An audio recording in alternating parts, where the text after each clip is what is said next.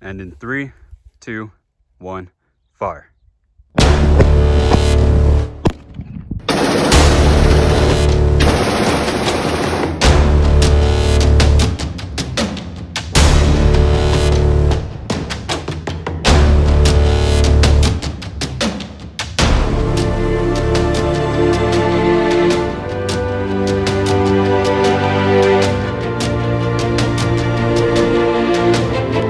For the start of today, we are headed to the Bachechi open space located here in Los Ranchos. The resident had reported a few gophers that were popping up around her house as well as in the vineyard. So we are going back today to go check those traps. There was also reports of a badger den, so we might be able to find something interesting today. Okay, so this is the vineyard here. Gophers have been tearing up that area recently, so sure that we get them all out of there. I think that's the badger den right there.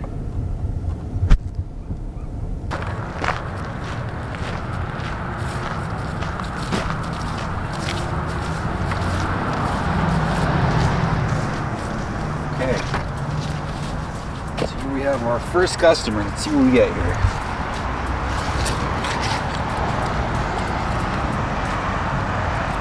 So it's very notorious for these gophers to be found tunneling alongside walls. What they do is they use these walls and things like that as a foundation for their tunnels.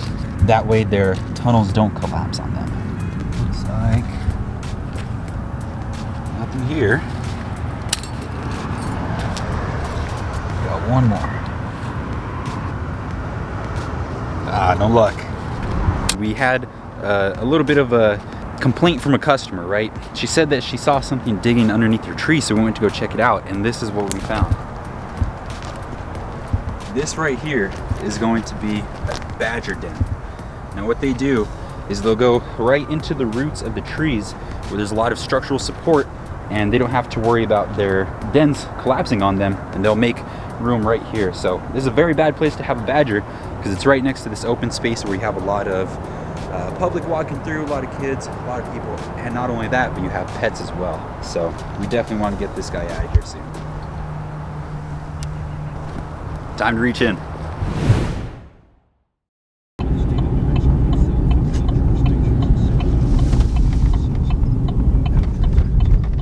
Here we're going to be calling our next customer. We're about 15 to 20 minutes out.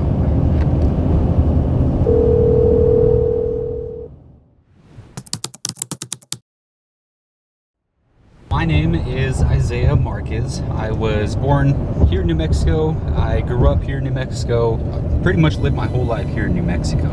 I have an uncle, and when he was younger, he was taught how to trap rodents. Him and his brother would always trap snakes, animals, and they'd always go outside and do things like that. As I got older, he eventually formed this company, which is the Gopher Guys. And he had started a golf course, I believe it was, and they needed a little bit of help. So he asked me for some help, and I went over there, set some traps, and turned out I really liked the job. I really liked it. So I went a few years without working because of high school and things.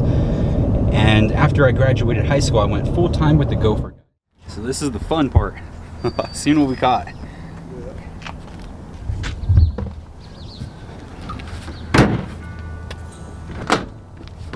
Here's our first trap.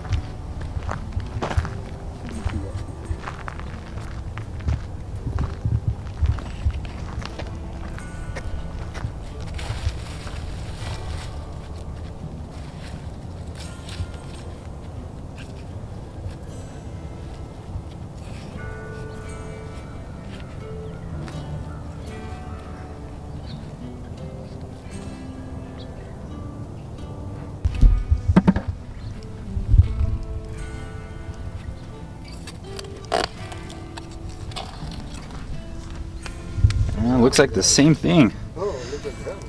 What they'll do is they'll pack it full of dirt like that, and that tunnel gets closed up so they don't go back to those tunnels. Oh, okay.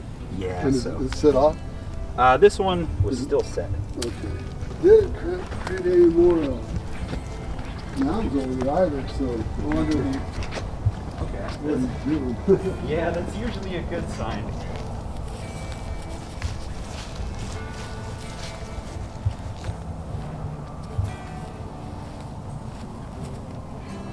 Oh yeah, these tunnels were pretty deep. Yeah. Yeah. Looks like we caught one. All right. Here is our gopher. That's a big dude. Yeah, that's a pretty big one actually. Oh my gosh. Wow. About the size of the shovel. Yeah. So that's going to be a male gopher. The males do tend to have pretty big territories, so he could be responsible for all this. Yeah. That's a big dude. Yeah, usually with those really deep tunnels is where you'll catch the big gophers. Gophers are very particular on keeping their tunnels clean. So when they run into those traps, they try to clean their tunnels by pushing them out of the way, and that's when they get set off. I wonder if those other traps that he was coming from the other side. Yeah, it's definitely possible. We've had that happen before, and that is why sometimes they get buried. Here.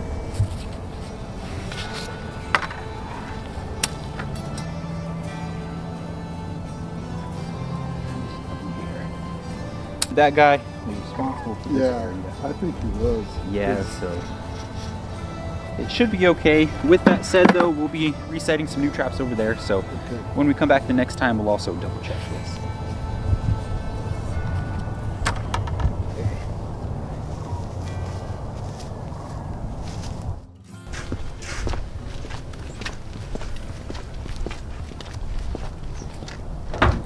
All right, so we had a few sets that were unsuccessful, you know, nothing really too crazy. We'll just give it another shot and we should catch them on the second try. Sometimes we get these gophers and we like to call them Einstein gophers because those are the real hard ones to catch. And you know, sometimes it takes just a little bit of finessing with the traps, another reset, and we will catch them on the second try.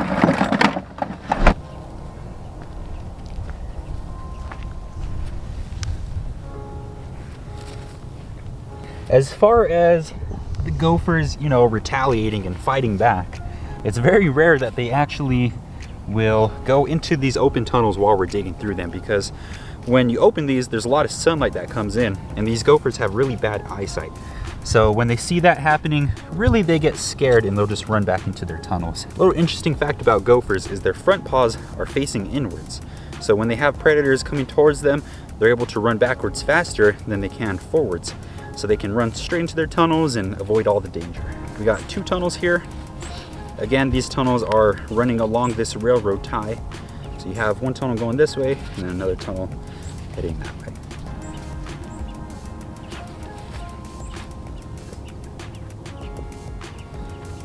One, 2, okay.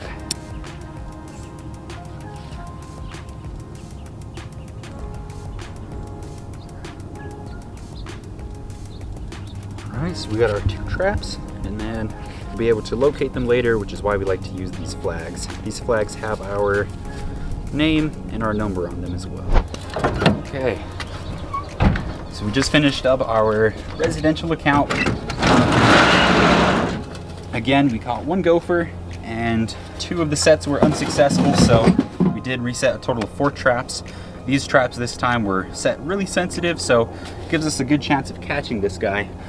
Sometimes when you don't catch him that first time, it can be a little tricky, but we do provide a guarantee, so it's guaranteed that we'll catch him. And we'll get all this stuff situated, and we will be heading over to the next account. Okay, so here we are in the South Valley. These areas tend to have deeper tunnels because this soil is very sandy. So when they have a lot of sand, they have to tunnel deeper. That way their tunnels don't collapse on them, which is one of the reasons they like to go around concrete, railroad ties, and things like that. That way they don't have those problems. So we got 1 trap here. We'll go ahead and check this and see if we caught anything.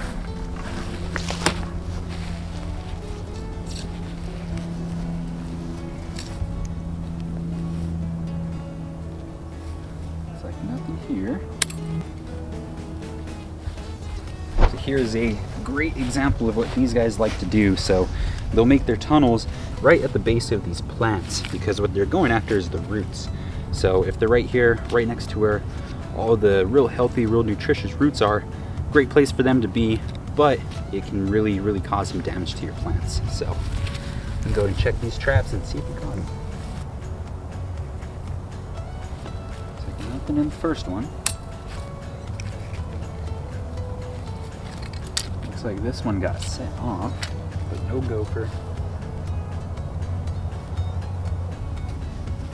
And it looks like we caught a gopher. This is also a really great place to set traps at because it's where their food source is, so it's where they're going to be going.